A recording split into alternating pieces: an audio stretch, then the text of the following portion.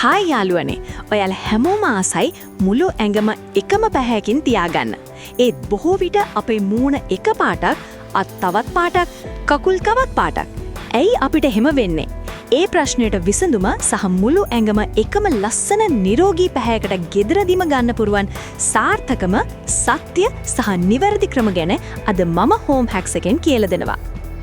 මුලින්ම ඇයි සමේ පැහැ වෙනස් වෙන්නේ කියලා බලමු. ප්‍රධානම හේතුව තමයි හිරුවෙලිය. අවුවට නිරාවරණය වන මූණ, අත් සහ කකුල් වැඩිපුර කළු වෙනවා.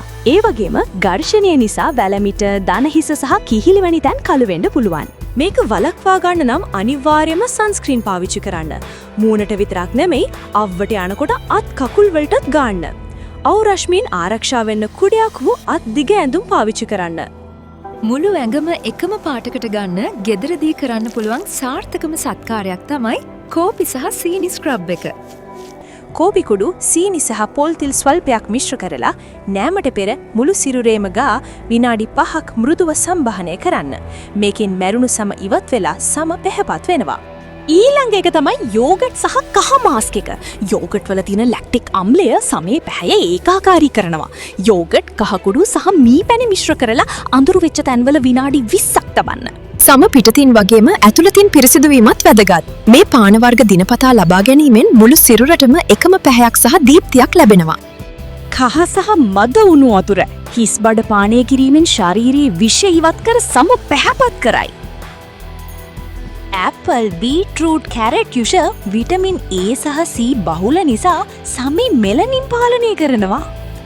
කෝමාරිකා පානය සමේ තෙතමනේ රකින්න අතර සෛල අලුත් වැඩියා කරයි. අවසාන වශයෙන් මේ දේවල් අනිවාර්යයෙන්ම කරන්න. දිනකට අවම වශයෙන් වතුර ලීටර් 3ක්වත් පානය කරන්න. දිනකට පැය 7ක 8ක සුවනින්දක් ලබා ගන්න.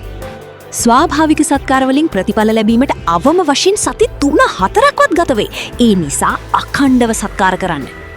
ඔන්න යාළුවනේ, මේ ක්‍රම අත්හදා බලලා වෙනස කමෙන්ට් එකකින් කියන්න. සබ්ස්ක්‍රයිබ් කරලා, ලයික් කරලා, කමෙන්ට් එකකින් මට කියන්න ඔබේ ජීවිතයට මොන වගේ මැජික් රහස්ද අවශ්‍ය කියලා. ඊට ඩවුන්. මම ඊළඟ වීඩියෝ එකකින් තවත් ලස්සන රහසක් අරන් එන්නම්. එතෙක් ලස්සනට සතුටින් ඉන්න. බයි. මේ වගේ තවත් වටිනා දේවල් දැනගන්න The Home Hack subscribe කරන්න. පිරිසිදුව සතුටින් ඉන්න.